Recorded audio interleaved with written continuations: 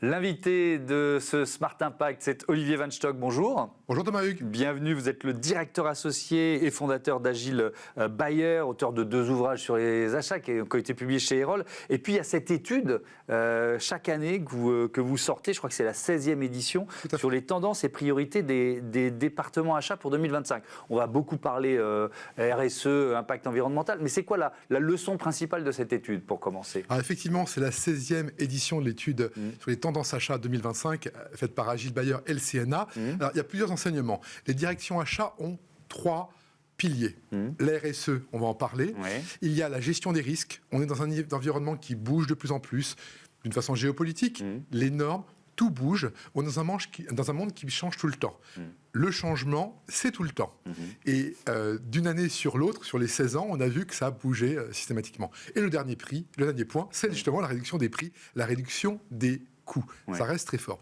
En plus de ça, cette année, on a vu un sujet sur les cartels. Alors les cartels, c'est quoi? Ouais. C'est les ententes illicites. Qu'est-ce qu'on appelle une entente illicite? C'est quand les fournisseurs se mettent d'accord ensemble sur les prix de vente. Et on a commencé à regarder ça il y a 1 an. On voyait que ça se chiffrait en dizaines de millions d'euros. Et l'année dernière, les condamnations se sont chiffrées en centaines de millions d'euros. Je vous prends un cas sur le béton préfabriqué. Ouais. Il y a eu une condamnation à 176 millions d'euros de 11 acteurs qui se sont mis d'accord depuis des années sur le béton préfabriqué. Ça veut dire quoi? Ça veut dire que tous les bâtiments ont été victimes de ça. Les entreprises, les particuliers ont été victimes de prix anormalement élevés. S'il reste une autre tendance, avant de rentrer dans le sujet qui nous intéresse, c'est les risques auxquels font face les entreprises. Les risques de défaillance de fournisseurs, c'est exactement ce point-là, parce que de défaillance pour 2 raisons, la défaillance financière et les problèmes de cyberattaque. Juste pour comprendre le sujet, le risque de défaillance, c'est quand on a un fournisseur qui est critique.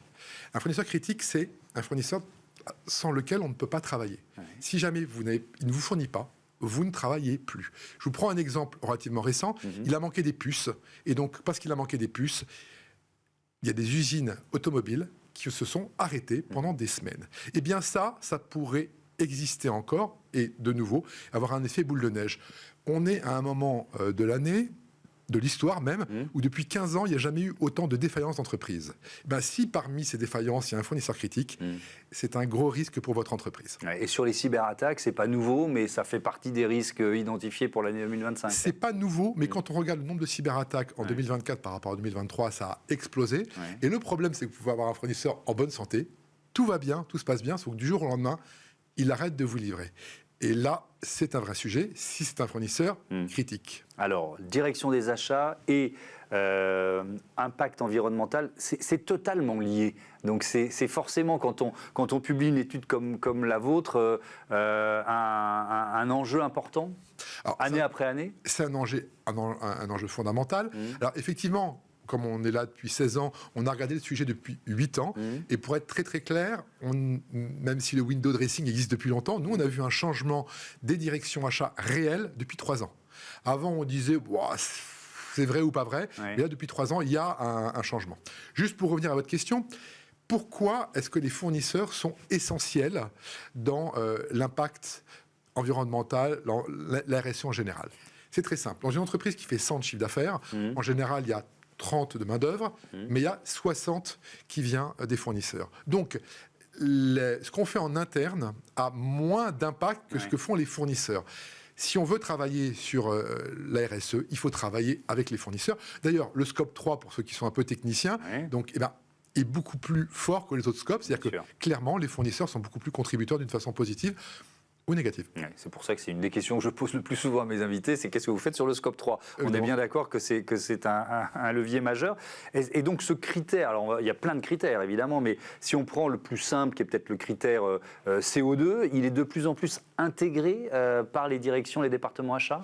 Alors, effectivement, c'est le bon point, c'est que quand on travaille sur la RSE dans l'entreprise, avec ses fournisseurs, c'est le critère décarbonation qui vient en tête, le critère CO2.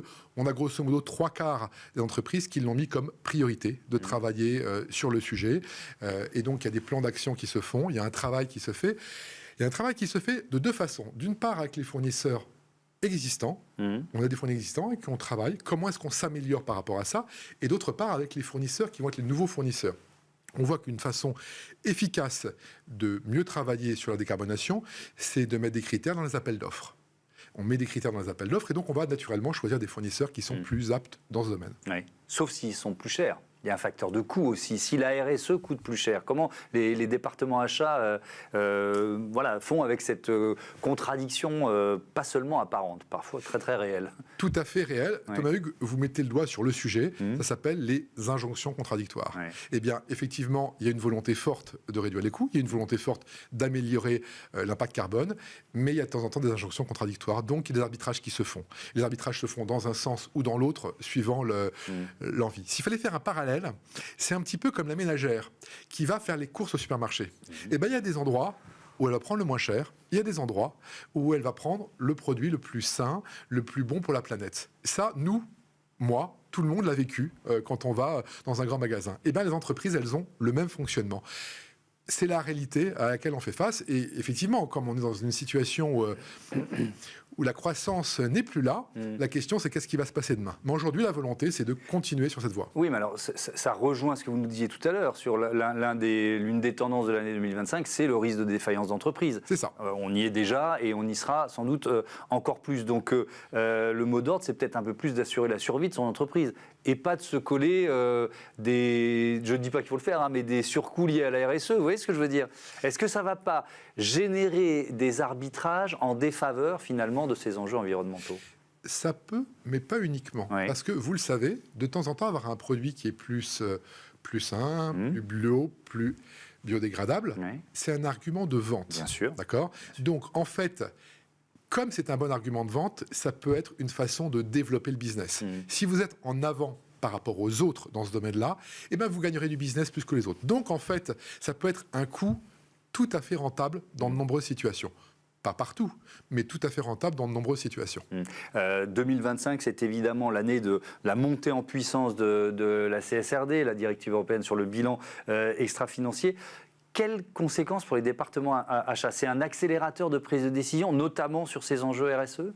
Alors, effectivement, c'est ce que j'appellerais un bon prétexte. Il y a des prétextes qu'il faut avoir, et donc, à partir du moment où il y a ces contraintes-là, il n'y a plus le choix. Il n'y a plus le choix. Donc, à partir du moment où il n'y a plus le choix, il faut y aller. Donc, ça peut être un bon prétexte, effectivement, pour passer la barrière du coût, dans certains cas, mais c'est aussi un sacré travail. C'est un sacré travail. Donc, il y a des avantages, il y a des inconvénients. C'est-à-dire que ça augmente, on va dire, la partie administrative. Ça augmente la façon de tout écrire. Ça augmente... Voilà. Donc, il y a un coût aussi à la CSRD, qu'il ne faut pas se cacher. Mais donc, alors, est-ce que justement, c'est aussi un prétexte utilisé par certains fournisseurs pour augmenter les prix? C'est exactement ça, c'est une des conclusions de l'étude, et on n'avait jamais vu ça avant. En fait, c'est effectivement un prétexte pour augmenter les prix. Des fournisseurs vont dire, on est beaucoup plus vert, on est beaucoup plus RSE, mais on coûte plus cher. Le problème, c'est que c'est difficile, d'une façon rationnelle, de dire combien coûte la RSE. Autant si vous avez un stylo, si jamais le prix du plastique augmente, eh bien vous pourrez dire il y a tant de grammes de plastique, donc le prix du stylo doit augmenter de tant. Ok. Maintenant, on ne peut pas faire la même chose avec les RSE. Si toute l'entreprise a eu des nouvelles démarches plus vertueuses, combien ça coûte? Et donc, c'est la faille qui est utilisée par certains fournisseurs en disant ça coûte plus cher parce que donc peut-être que ça leur coûte, le prix était là, ça leur coûte ça, et il est probable qu'ils vous mettent des prix ici. Bon, évidemment, les directions achats regardent ça de près, mais... On parle énormément de la CSRD dans cette émission, peut-être un peu moins d'une autre réglementation européenne sur la déforestation importée. Là aussi, j'imagine que pour les départements achats, c'est quand même un enjeu majeur. Alors, on n'a pas regardé ça précisément dans l'étude, et surtout, ça concerne une partie, plutôt ceux qui seront dans le produit que qui sont dans le service.